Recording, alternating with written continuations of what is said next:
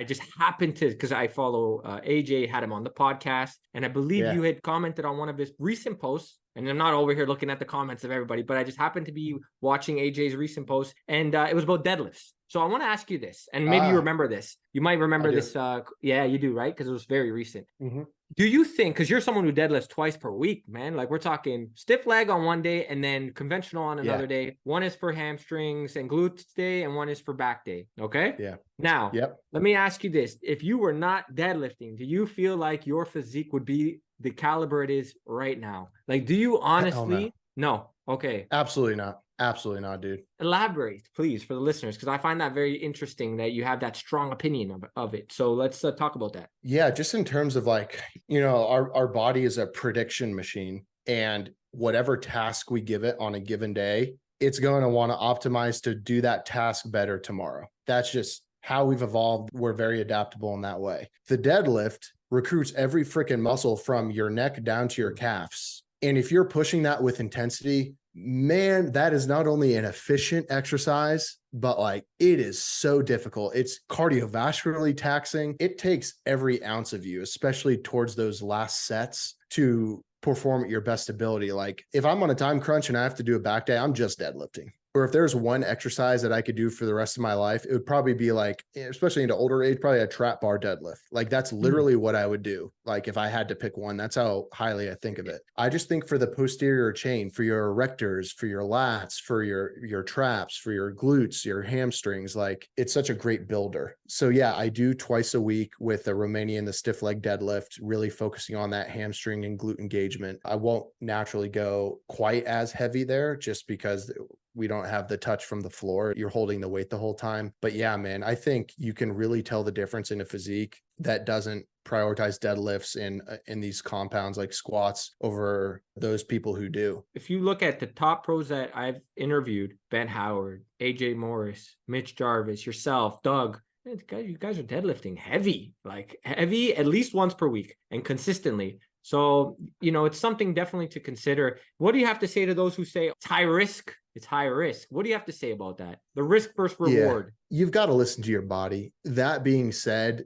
don't bite off more than you can chew. When I started deadlifting at 25, I was already, about 7-8 years into lifting. I think I started at sets at 225 because I just hadn't done the movement, and I was able to progress quickly because I have been an athlete in training for so long, up to 405, I think within the same year. But I didn't start at 405. You've got to earn the heavier weights. You've got to listen to your bodily feedback after every single set, be assessing things. And, I'm 5'9". I'm not freaking 6'2". I'm not denying, dude, for a dude that's 6'2", there's added risk for your low back just by the nature of the position you've got to get into deadlift. Okay, so for a dude who's over 6 foot, maybe a hex bar deadlift where you have a neutral grip and it's less tension on the low back, like 100%. If you execute it properly with proper form and you're lifting within your means, you're not biting off more than you can chew, dude, it's a completely safe lift. Like, what are you telling me humans aren't supposed to pick things up? One of the most basic things we're designed to do. Get out of here. And not only that, but here's another thing that inspired me when I first found Doug Miller, because you brought up Doug and deadlifting. There's a video of him on YouTube. I think he uploaded it in literally 2010. So at this point, it's been on YouTube for 13 years. It's him taking 405 for a ride for 30 reps. Yeah.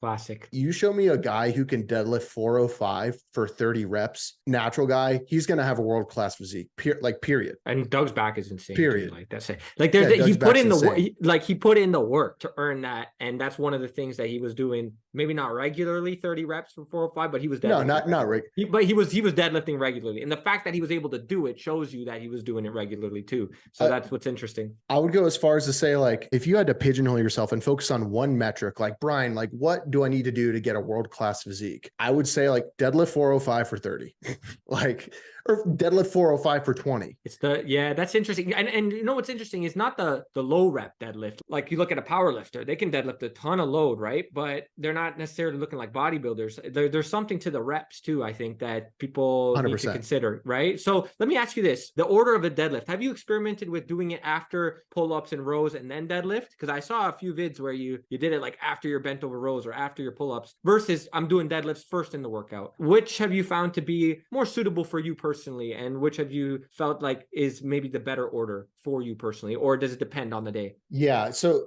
as of the last couple of years, I will start with deadlift. I'll get a proper warm up in and start there. For me, that's how I'm best. I want to deadlift when I'm fresh in the gym. I've got the best power. In the past, I would do a vertical pull movement. So either pull up or like a lat pull down. So just that one exercise before doing deadlifts, almost again to stimulate the muscle to neurologically turn on and be able to engage the deadlift better. For me, it's kind of tomato. I could do one exercise before deadlifts or not. But if I don't, like I said, I need a solid warm up. I'm hitting my warm up sets. I'm foam rolling a bit. I'm going through some dynamic stretches. I just wouldn't do a horizontal pull necessarily. I wouldn't do like a barbell row before a deadlift just because that's too similar of a movement. And I'm not trying to hinder my performance in any way on the deadlift. I would save any like horizontal pulling for afterwards. You found that doing some maybe pull-ups or pull down doesn't necessarily take away from the deadlift, but you'd still rather be fresh for it, completely fresh. Yeah. Those because they're way more lat focused. They're not like hammering your traps or your erectors or requiring a lot of stability with your glutes or hamstrings in the way a horizontal pull would, like a barbell row. So,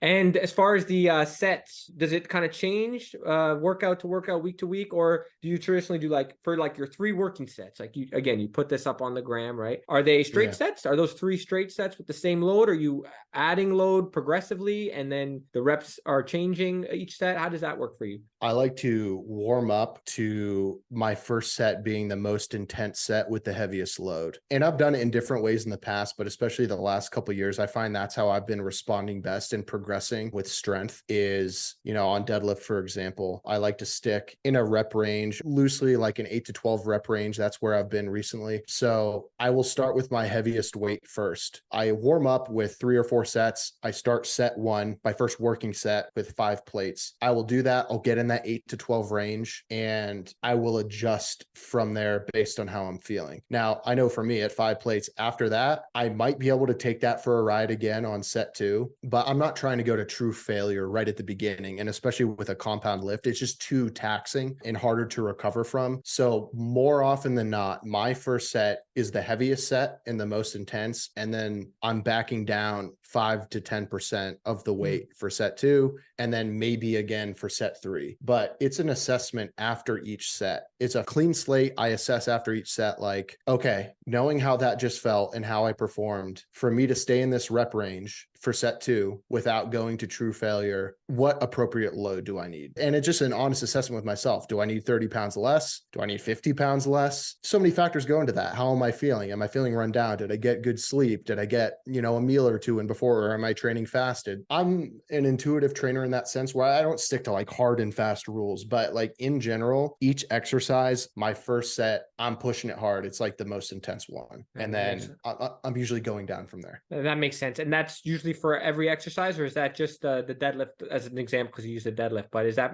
pretty much for every exercise? All my compound lifts. If it's the end of the workout and we're talking like lateral raises or bicep curls, usually that's just straight sets. I'm not like being crazy and trying to take the like 70-pound dumbbells for a ride on bicep curls or anything. I know the 40s or 45s work for me. Like I'll stay there.